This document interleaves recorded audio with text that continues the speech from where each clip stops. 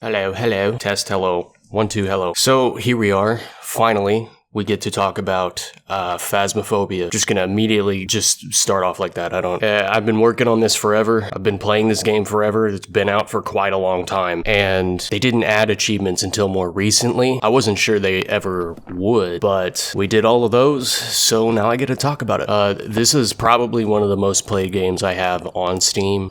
We've been playing it since I don't think the full release. I don't remember. It's been quite a long time. And back when we started playing this, like, it did not tell you how to do anything. Like, you didn't know. You didn't know what equipment did or what ghost types were, and you didn't know anything. And it's weird to see how the game has evolved over time to have all the information that we have now, especially with the way that, like, the achievements need to work and the way that all of that goes.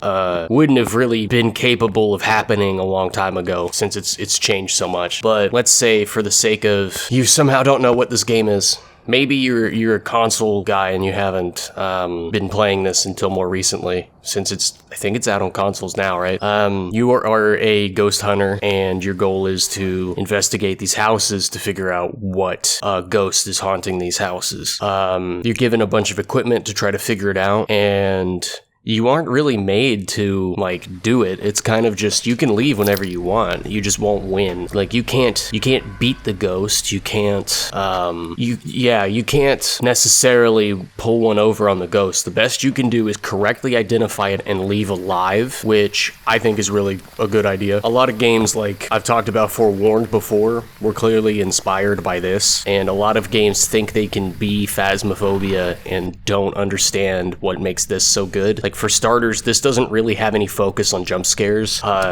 You could say that there are times where that might jump scare you, but I think it's more of an accident, and it's very atmospheric, and its aesthetic is just haunted house. And even the houses don't seem haunted. They're just houses. They're creepy. Maybe the cabins. I find the cabins to be a little more creepy than normal, but really, you're put on, like, this running timer, where the longer you're in the house, the longer you try to interact with the ghost, and the longer the investigation goes on, the more active it will get, and the more likely it will get to try to kill you. Different difficulties in the game change the rules a bit. And you're also given, like, basic equipment to start with that you can level up and buy more equipment, and then level up the equipment and have even better stuff. And the best, like, the tier 3 stuff that's a lot newer is so easy to win with that stuff that you really have to raise the difficulty a lot higher. Sometimes it's just more fun to just handpick different equipment, go in with, like, only candles or no flashlights or, what have you. It's more fun, I think, to do things that way, because after a while, you get used to it. Like, I have 140 hours in this, which I think to some people that's not very much time, but to me, that's a lot of time. Like, I don't usually go over 100 hours in very many games, and I keep going back to this one, like, for their holiday events, their Halloween events, Christmas events. I like this game, and will probably always keep this game on hand. This is one of my favorite games on my PC. I really like this game. I couldn't recommend this enough. I know there's a point where I would normally say whether or not I recommend this game, but I'm straight up I love this game. It's a lot of fun. This is also predominantly, like, a well-known VR game. I don't believe it's on Oculus. It's not, like, on the Oculus store. It's definitely just on Steam, and I played it with the VR through Steam. Completely different feel when you play this in VR. I found it creepy on desktop for a long time, but if you play it too much, it just kind of stops doing anything to you. Like, it stops. You don't get bothered by it, And play it in VR really changes it up. Like, it's one thing to play it on a PC. It's a different thing to play it when, like, the ghost looks like it can physically hurt you, because it looks like, it takes up space in 3D space. So it's definitely scarier to me in VR, and it's a lot funnier. And, me and my friends, we just played this all the time. For a while, we would play it for, hours, and it's so much fun. Nowadays, it has even a tutorial. It didn't have a tutorial when we were playing it. I had the original, like, lobby. I remember this is pre-reset, and it's changed a lot. Nowadays, what most of the equipment does. I think it's better that it has tier 1 equipment now, because the tier 1 equipment are worse than the original set. Tier 2 equipment were what you used to have. That was the only thing that you ever had. You could buy it, buy extra bits of it, but now some things are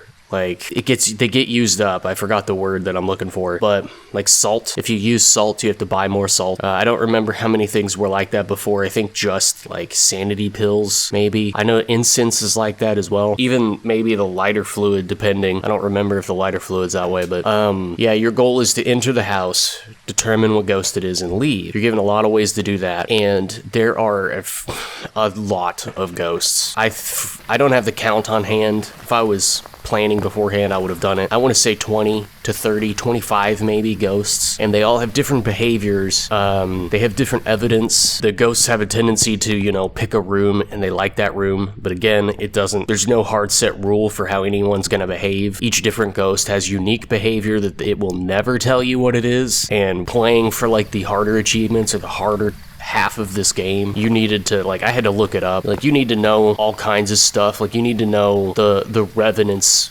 run speed, right? Like, you need to know that the Wraith could teleport to you just arbitrarily, can just stalk you, I believe. The Wraith and one other one, I'm pretty sure, can just stalk you, but like the Wraith is the only one that won't touch the salt. Anybody else could leave footprints in the salt, but the Wraith won't. Like, little nuances for the puzzle. And I always like to tell people that Phasmophobia is primarily a puzzle game, because that's what it is. It's a puzzle game that's just spooky. And it works hand in hand with it, since you spend so much time trying to figure out the answer to the puzzle that you forget that it is going to try to kill you eventually. Like, there's a ghost is going to spawn, it's doing a lot of spooky crap, and if you goof around too hard, it's going to come after you and it's going to kill you. Like, there's no winning, there's only leaving alive and earning money. Like, Forewarned added a way to beat the Magi, and I still don't think I like that more than the fact that you can't beat the ghosts. There's no exorcism mode. Like, there's no you won. There's only, we know what it is, let's leave before it kills us, because you are at all times afraid of the ghost. Even if it's not scaring you, you're worried it's gonna kill you, because you don't know what it is. And some of them are really, really, really good at, like, just killing you. Like, primarily the demon has, I think, just the highest possible hunt threshold, as well as the ability for it to just randomly trigger a hunt whenever it feels like it, regardless of the team's sanity. So, like, you are always in danger, and you're always trying to figure out how to figure out what it is before it kills you, and it will usually push you to the point where you want to leave before you die. At least on any difficulty above, like, easy, you end up with so much insurance that you really can just kind of play around on easy. And you could do a custom difficulty that's simpler than that, but really, do you need that really? Come on. After a while, you just play on professional or better, but keep in mind that on professional or anything above that, like expert or whatever, I don't think they have one expert. I don't know why I said that. If you die, you lose the equipment you took in, and it only gives you maybe some money back. So you don't want to go in and throw away all your money, because it's going to take forever to get that money back. Because you need to, you have additional goals you have to get the ghost type right. There are bones on the map. You can take photos of things. You can get money back, but obviously you don't want to go in and just throw it away. But personally, I love this game. It's a hoot in co-op. I would 100% recommend that if you play this in co-op, do not play it with, like, Discord. Don't play it with a third-party voice thing. Play this in game chat. It is the number one peak way to play this game is in game chat, because it will, like, it's built into the system. You use the radio, you use the local proximity chat. When you're outside of proximity chat, you use the radio. Well, if the ghost is hunting, you can't use the radio. If somebody dies, it just won't tell you they're dead. You could see the heart rate monitor on the truck, and you would know they're dead that way, but there's no way to know someone's dead. Like, when they die, they just go quiet. Unless you see them die, or something else, or something else is going on. Like, it's super funny to me that a hunt can happen, you might not be aware that the hunt happened, and then you're trying to get a hold of somebody and they don't respond, and you're like, why aren't they replying to me? And they're dead. Like, it's funny. It's so much fun. This game, I love it. Definitely give it a try, please. I'm serious. It's not that expensive, and it's one of my most fun co-op games. VR, PC, whatever, it is on console. I don't know if I recommend the console thing, because the console doesn't have voice recognition and everything else does. VR and PC, yeah, they have voice recognition. There's stuff like the spirit box and talking to the ghost. It's recognizing your voice, it's pulling things you say, and it's responding to it, which is, reason number 2 why you would play it live. It's hilarious. You're triggering stuff without meaning to. You're talking to things, the Ouija board the cursed items, whatever you want. The voice recognition in consoles don't have voice recognition. You have like a pick wheel of things you need to say, which is kind of a necessity, but it's gross. I don't like it. It's gross. Played it with voice recognition forever, and I'd recommend if you have to play it on console, go ahead, but PC is the way that I've always played this game. Well, I don't know what else to add to the base game, like content, like review. My review is it couldn't be better. I love this game. Massive fan. Buy it. Buy it, play it now. Buy it, play it now. That's it. Yeah, do it. But this is when things are going to get really difficult to talk about these achievements, because these are not funny. There are a few that are definitely hard enough to make people never get them. But like the initial group of achievements, I'm not sure they're worth pointing out. All it's going to do is make me take a lot more screenshots, right? The first one that's easy enough to point out is reach Prestige 1. There are 3 Prestige tiers, okay? 1, 2, and 3. By playing the original game before the rank reset, I was given Prestige 1 for free. Like, it just gave me Prestige 1 for being an old player. That went a long way. But even on the global tracker on Steam, Prestige 1 is only 27% of players. So that's the 3rd easiest you're gonna get, okay? Like, people are having trouble with this, and I know that it kind of messes with it that there are a lot of players that played this prior to achievements being added, so it's also very possible that these numbers are pretty skewed for people that didn't come back to it. I don't know how it tracks that stuff, but Prestige is at level 100. I think you stop unlocking equipment somewhere in the 90s, but it is a slog to level up that far, and you have to do it 3 times, and thankfully I was given 1 for free, so I only had to do it twice, but twice was too much. 3 times is a lot, and it's boring to just grind levels, but good luck with that. The other thing that this did, there are certain like ghost abilities you have to witness. I don't know that they're worth all pointing out, but witness a poltergeist ability, 17% of people should be more than that. Like, it's not that uncommon, but the poltergeist is the only one that can like throw a ton of items at once, and we had to fish for a poltergeist, and then we had to, once we figured out we had one, we had to just try to make it do it. You know, we gave it a ton of items in one place, and we're goading it into trying to do its ability, which took more effort than I thought, given that it's possible that this could just happen to you and you never know or pay attention to it. You know, it could just happen randomly. So I don't know. One of the things that this definitely did that at first I was really mad about it, but it's kind of whatever now. You have to, for the achievement list, I did correctly identify and survive every single ghost type. All 20-something, 25-something ghosts and survive, which really kind of sucks to do on purpose since you have no control over what ghost appears, and there are a lot of them. And some of them are awfully tricky to get right. You know, the Mimic can be awfully tricky to get right. We had trouble with the twins. We couldn't get a Raiju to appear, and some of the weird ones are expressly difficult to get right as well as get to appear, but it turned out to not be that bad since you didn't have to focus on it. Eventually you will get one of each one. That's not that bad. You'll get there. Many of these achievements, to be honest, I don't feel like we need to talk about them. You know, they're all really straightforward. Escape a revenant, you know how to do that. If you're here, you probably know how to do that. It's the same as escaping any other ghost. It's just that the revenant is probably the harder one to get to escape, but it's straightforward. And similarly, unlocking the tiers of equipment, unlock all tier 2 equipment, and then unlock all tier 3 equipment. Irrelevant. If you're trying to get everything, what you have to do is Prestige 3, right? That's gonna do all of that. You're gonna get through all of that stuff. Okay, like that's not, don't even think about it. Like Prestige 3 is the issue. Right now, only 1.2% of people have done Prestige 3, and that was the last thing I did because it took forever to do it. It just took a long time to get there, and I didn't think it would. But if you want a tip for Prestige 3 or just grinding in general, there is a way to run the campsite, the smaller campsite map, forgot what it's called, Maple Lodge campsite, Camp Woodwind. That's it, Camp Woodwind. And you can do a custom game modifier that stacks things really heavily in your favor. I think it had like a 12.9 or 12 something 13% multiplier or whatever. Not percent. You know what I'm talking about. It was way harder than professional. Nothing gave evidence. There was no way to technically figure out what ghost it was outside of its behavior, but thanks to the way that you could set the rules up, you could just go stand by the picnic tables with whatever evidence you have, and then when it shows up, you know, smudge it, run around the picnic table, and then I just took one swing. I would just take one swing at a time, depending on what it was. 2 swings, really getting some of the optional contracts at a 12 to 13 times multiplier could still net you $300-400 per challenge. And if you manage to get the ghost right on that map, you got like $3,000 something. Like, you got a lot of money, and it would just spiral out of control. So you could definitely do the Camp Woodwind cheese, because it's kind of just built into the game that it lets you do that. I don't see how they would even bother to patch it. Like, what's the point? That's the game. Just because I can play the game well enough to, train the ghost around a table, and I know enough about the ghost behaviors that without evidence you can still get them right, that they're not going to patch that. That's how that's supposed to go.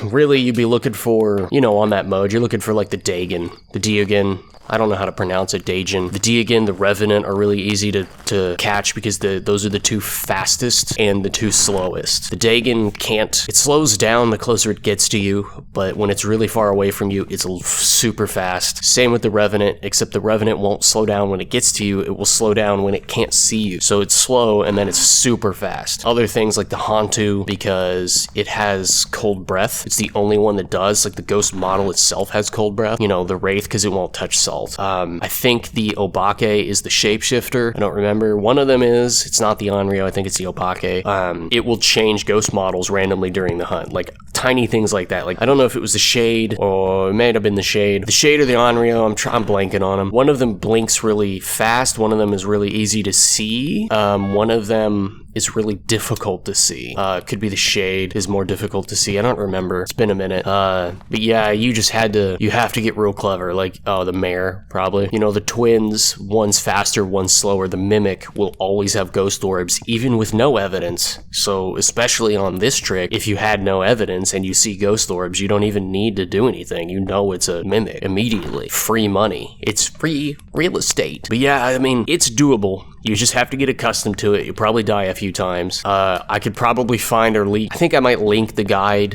in the description here would be a good idea, so that you can use whatever guide I used. But there are more guides out there for, the level cheese. You just have to be accustomed to ghost behaviors. There are certainly some that you just can't possibly win, like the Raiju is really hard to get right in this scenario because it needs electronics. You could fish for it, but I didn't bother. The Jinn, the trick had the power off, so you would never get the Jinn to do anything. You couldn't really identify it, so there were tricks there, but you can get it to do. But that's still, Prestige 3 is not the hardest thing to do here, and I wouldn't recommend doing that until you get at least one of the other ones, and I'll get to in a second. But I bet you already know what it is. I had a lot of trouble with getting the demon to kill you in the first minute. Surprisingly hard to do, and it really didn't want to do it. The demon ability means it can trigger a hunt at any point, whenever it wants. Outside of any game mode that gives you like a 5 to 2 minute, if you have a leeway or a safe timer like you do on easy mode, it can't do it during that timer, but the demon ability can trigger a hunt regardless of your sanity. So I had trouble getting that to happen. I solved it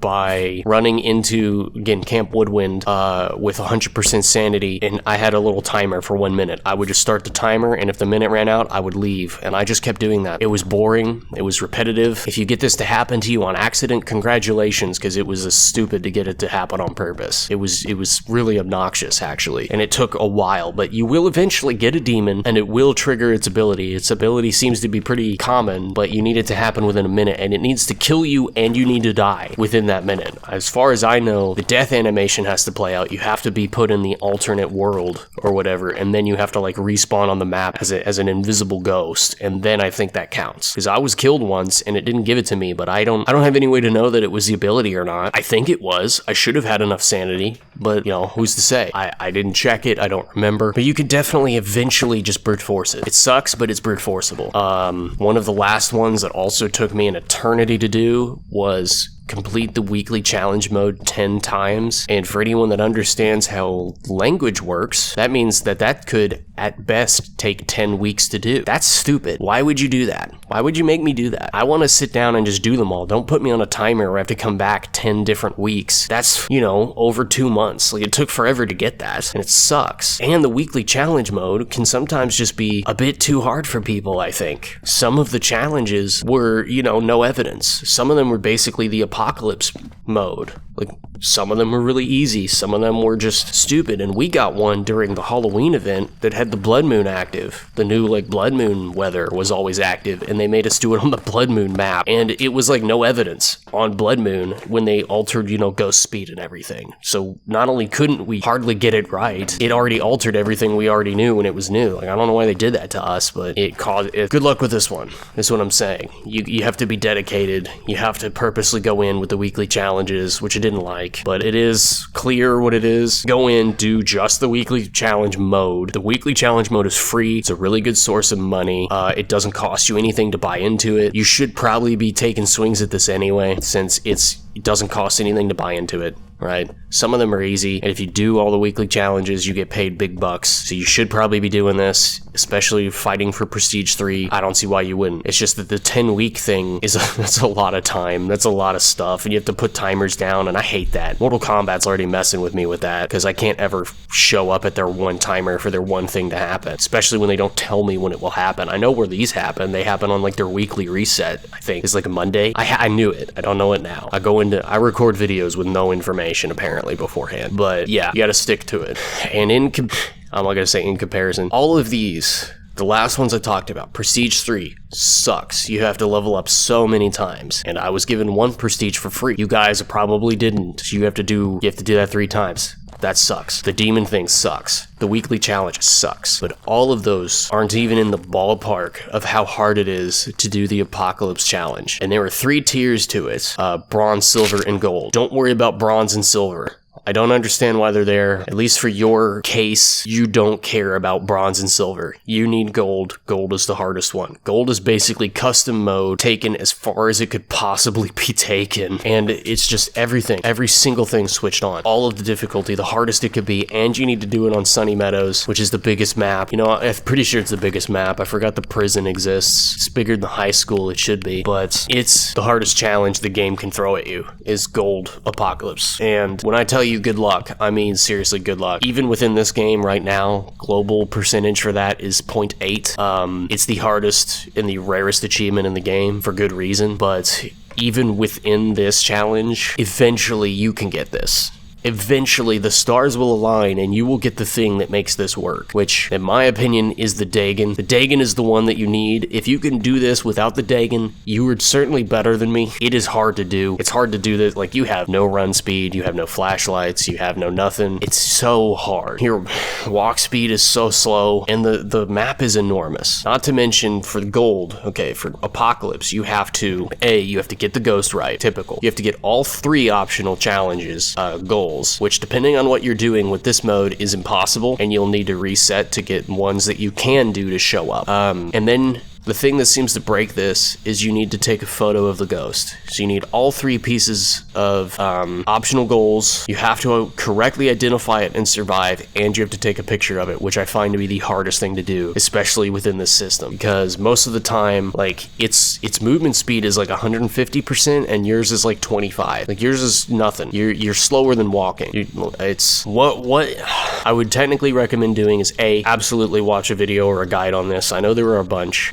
What I got to work was eventually I would take all my stuff in after I reset enough times that my 3 optional goals were completable. You know, you can capture a photo of a ghost as an optional goal, which is what you would obviously is the kind of one you want, since you have to do that anyway. So that's what you want. It boiled down to me. I would walk into the very first room on that map and sit there until it triggered a hunt. Mind you, after you did a bunch of resets to try to get the goals to be right, and then you would just pray. Because what you needed to be is a Dagon. If you wanted to be cheap and lazy, you needed to be Dagon. The Dagon you cannot hide from. The Dagon knows where you are, and it is the fastest or one of the 2 fastest ghosts in the game. So if you have one that when you enter the front room can make a beeline to you despite never actually seeing you, you know it's a Dagon. Obviously, the ghost could be in the front room, in which case you're dead anyway. Have fun with that, you're dead probably. But the Dagon is what you want, because once it's the only one slow enough for you to walk away from it, and it would be the easiest one to do this challenge on. And if you can prove it is, you know what ghost it is because it slows down when it gets to you. It's the only one you can walk from. Smudge it, take its picture, Hopefully you manage to do all the other challenges, and then if you can just continue to get it to leave you alone and leave, you could technically do Gold Apocalypse in under like 2 minutes, and most of the time is walking to the building, but you needed a lot of like stars to align for that to happen. So you could brute force it until it happens, or you could just get good. I know there are people that are capable of doing this on this map without it being a Dagon. They could do it to a Revenant, they could do it to the Twins, they could do it to pretty much anything. I'm not that guy. It is really tough to do. So this is your bar, is Gold Apocalypse. Everything else is easy to do compared to this. My recommendation as well as a guide is do not prestige until you can do this. I hit the top of prestige 2 and then I went for this trophy. I went to go get it because you need that good equipment. You need the better equipment to handle this, in my opinion. If anything, you need the night vision goggles. It's really, really hard without those. Doable. Again, people are crazy. You could do this on whatever setting you feel like you think you can do this on, but I'm not exaggerating. This is the hardest thing to do in the game. It's the hardest setting you can put it on. It is not gonna just give it to you. So yeah, good luck, dude. Good luck. Just do your best. All of the other things that you can do in this game, even the prestige thing, sucks. It's just grind. Gold Apocalypse takes your ability into account, and you have to actually either blindly reset until you eventually get the Dagon to happen, and then you have to still not screw that up, because you have to know how to play the game well enough to know what you're doing to even deal with the Dagon. But it's demanding. It's probably one of the harder achievements I even have, period. So yeah, to 100% this game is going to be a lot of work. It's not going to be 140 hours, because that's definitely just what I've done. Like, I played it for a long time before now. But yes, best of luck, dude. You're working for this one. This is not going to be easy, but yeah. So at the end of this video, I don't really know what else to add. Like, we're talking about stuff. I've been talking. This is probably one of the longer videos I've done because I like this game and I like talking about this game and I'm yapping for real. I'm working on like, I have a Raspberry Pi. And I was working on using like RetroPie on the Raspberry Pi, and I found out that there's a website called Retro Achievements that actually add achievements to retro games through like the RetroPie system, or certain emulators, I guess. This is the only emulator I've ever used on the Pi, and it's mostly for fun. At least it helps me not have to take down my retro consoles and use, plug in and use them. I can use the emulator for all of my games I already have, but it's interesting that it can add achievements. But what I find on Retro Achievements is that they really demand you to be good at it. Like, I know I'm sitting here talking about Phasmophobia's got hard stuff, but like some of these guys on these Retro Achievements just demand complete and total game mastery of something that's like 30 years old. Like, even achievements for the Atari 2600 are unusually demanding. I don't know why. It might be a big difference between the developers who made these and that fans of the game made them, but I may or may not do videos on retro achievements and like old game console stuff, which I think would be fun. It lets me play older games and talk about older games. I might do that. I don't know if it's something you'd be interested in, but if you are, like, let me know. I've got a couple other games that I can, play and work on for videos, but I got real busy with life, so I haven't recorded this one until now, and I'm sure gonna have to record quite a long Phasmophobia playthrough just to get video for this video. So I don't have a time frame. I'm getting busy, but I'm still getting stuff. I'm still working on stuff. I appreciate it if you watch this long, especially with me, doing basically podcast rambling. So if you want me to do, retro stuff or anything, or you like this video, just, leave a comment or like. I hate saying that. I'm so tired of YouTube. I'm so tired of YouTube doing that, leave a comment, hit the bell icon. That's stupid. I feel like the minute I say that, or I hear someone tell me that, I ain't doing it. I'm just straight, I'm not gonna do it now. It makes me mad, but I don't care, dude. You watch this far, that's good enough, right? Anything you do for me other than that is awesome. But, subscribe if you want. I know people don't subscribe nowadays, but at least do that, I guess. You can see more stuff that way. No one ever looks at the subscription tab nowadays, do they? But yeah, I've been yapping long enough. I'm gonna get out of here, and I will see you on the next one. Bye-bye. You hear anything?